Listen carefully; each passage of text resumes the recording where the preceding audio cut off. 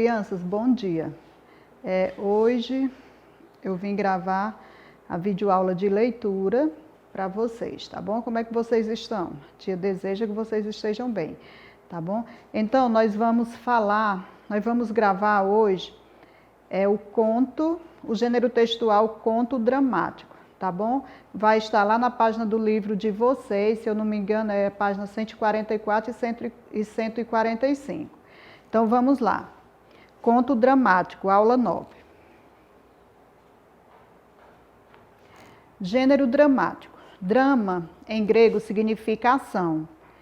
Então, esse gênero dramático, ele significa ação, é uma ação. Esse texto, ele pode vir em forma de comédia, em forma de medo também, tá bom? Mas na frente a gente vai ver. São textos feitos para serem representados. O gênero dramático se assenta em 3 eixos importantes: o ator, o texto e o público. Então, geralmente, esse gênero dramático, esses textos, eles são feitos para serem representados em teatros, tá bom? Então, eles são mais para isso. São feitos para serem representados. E ele apresenta esses 3 eixos importantes, que é o ator, que é quem vai representar, fazer a representação na peça teatral, o texto, que é o texto em si, e o público, que são as pessoas que irão assistir, tá bom?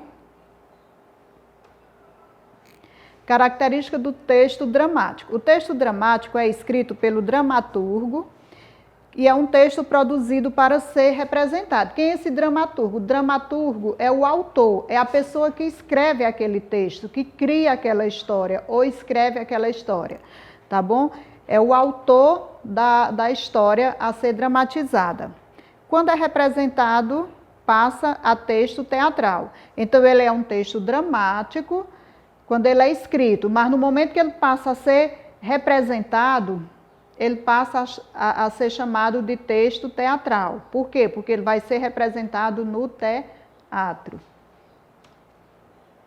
O texto dramático é produzido sempre com o objetivo de ser representado e é composto por 2 tipos de texto: o texto principal e o texto secundário.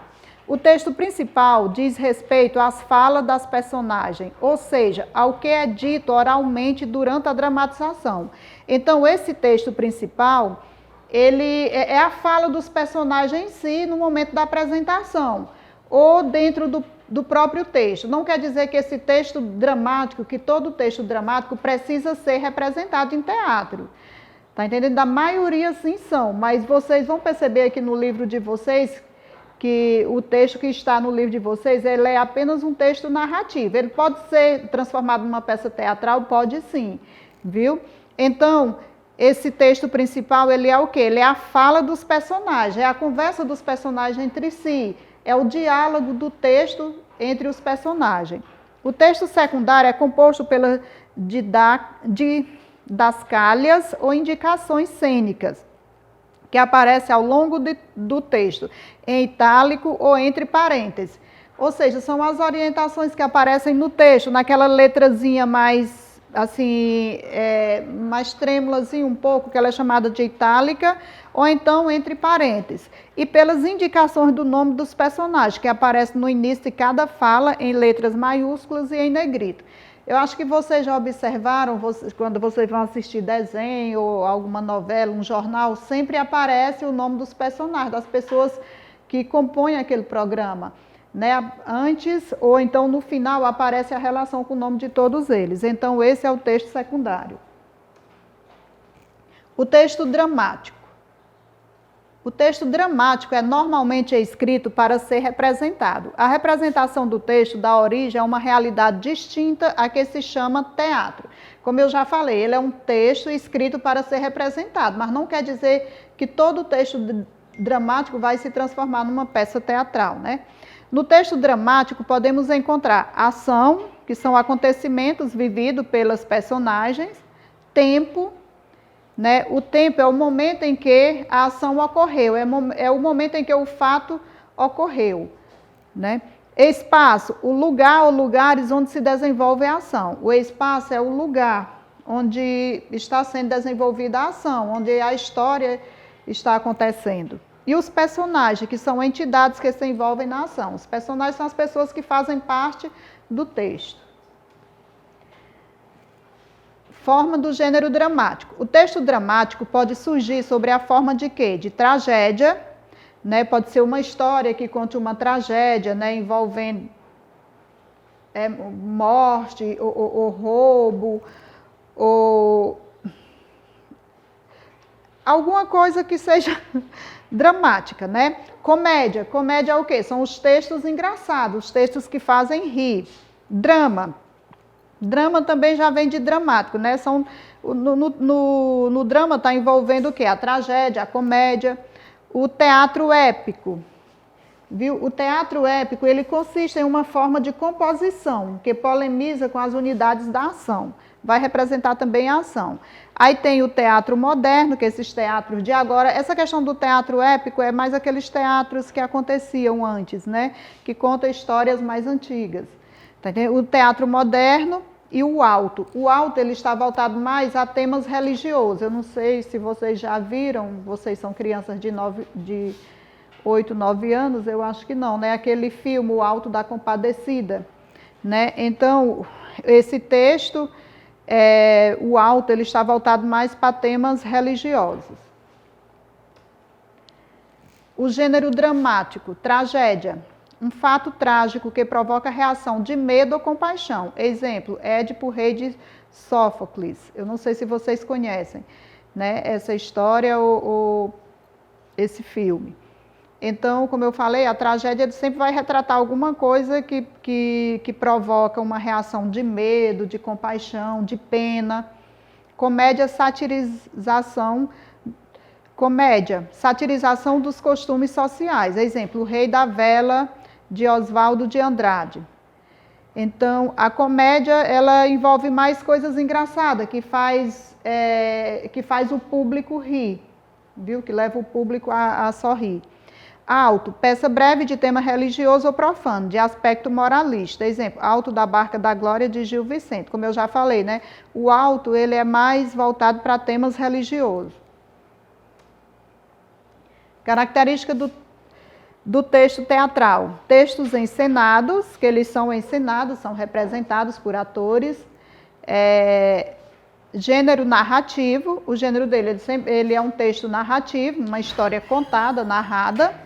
Diálogo entre personagens, no momento da representação, há o diálogo entre as pessoas que estão representando aquela história, que estão representando aquele texto. Atores, plateia e palco, ou discurso direto, sempre em primeira pessoa. Atores, plateia e palco. Vai envolver quem? Os atores, a plateia que está assistindo e o palco que é formado pelos próprios atores. Cenário, figurinos e sonoplastia, linguagem corporal e gestual e ausência de narrador. Quer dizer, o texto, quando ele é apresentado no teatro, ele não precisa de narrador, né? Os próprios autores é quem fazem as falas do texto. Aí aqui, no livro de vocês, tem aí na página 144, se eu não me engano, esse conto dramático, O Médico Fantasma. Esta história tem sido contada de pai para filho na cidade de Belém do Pará. Tudo começou numa noite de lua cheia, de um sábado de verão. 2 garotos conversavam sentados na varanda da casa de um deles. "Você acredita em fantasma?" perguntou o mais novo. "Eu não", disse o outro. "Acredita sim", insistiu o mais novo. "Pode apostar que não", replicou o outro. "Tudo bem, aposto minha bola de futebol que você não tem coragem de entrar no cemitério à noite." "Ah, é?", disse o garoto que fora desafiado. "Pois então, vamos já para o cemitério, que eu vou provar minha coragem." Então, esse texto está mostrando o quê? O diálogo entre 2 crianças, né? Eles estão conversando, dizendo, um querendo provar para o outro que não tem medo de fantasma. Assim, os 2 garotos foram até a rua do cemitério. O portão estava fechado. O silêncio era profundo. Estava tão escuro. Eles começaram a sentir medo. Para ganhar a aposta, era preciso atravessar a rua e bater a mão no portão do cemitério. O garoto que tinha topado o desafio correu, parou na frente do portão e começou a fazer careta para o amigo. Depois se encostou ao portão e tentou bater a mão nele. Foi quando percebeu que ela estava presa. Socorro, socorro, alguém me ajude! Ele gritou, desmaiando em seguida. Então o garoto bateu a mão no portão e de repente percebeu que estava preso, né? E aí ele começou a gritar, socorro, socorro, e de repente desmaiou. O medo foi tão grande que ele desmaiou.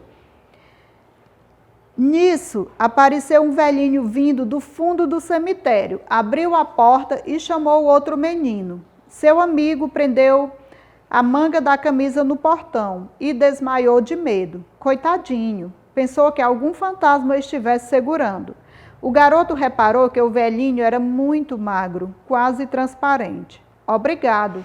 Como é que o senhor se chama? Eu sou o médico daqui. Vou acordar seu amigo. O velhinho passou a mão na cabeça do menino desmaiado e ele despertou na mesma hora. Vão para casa, meninos, ele disse, já passou da hora de dormir. E foi assim que os meninos perceberam que tinham conhecido um fantasma e entenderam que não precisavam ter medo de fantasma, pois esses, apesar de misteriosos, são do bem. Essa história é de Heloísa Prieto. Lá vem história, outra vez, contos do folclore mundial. Então, crianças, o que foi que aconteceu nesse texto, né? Esse texto, ele é um texto dramático. Por quê? Porque ele é um texto que está mostrando o quê? Que as crianças sentiram medo, né? No momento que elas chegaram ao cemitério, elas tiveram medo, né? Então, o que foi que aconteceu com eles? De repente, vem um velhinho lá de dentro do cemitério e abre o portão, consegue desprender o amigo, e aí passa a mão na cabeça dele e ele acorda, né? E essa história aconteceu o quê? Era noite de quê? De lua cheia. Geralmente nós temos essa mania de relacionar o medo com noite de lua cheia, né? Ah, na noite de lua cheia tem lobisomem, tem fantasma, tem alma no cemitério, tem isso, tem alma. Eu não vou no cemitério à noite porque lá é cheio de alma, é cheio de fantasma. Então, pelo texto deram para vocês perceber que existia sim um fantasma no cemitério, mas era um fantasma bom. E a partir daquele dia as crianças não tiveram mais medo de fantasma.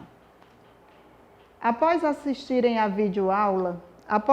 assistirem essa videoaula sobre esse gênero textual conto dramático, leia o texto Médico Fantasma nas páginas 142 e 143.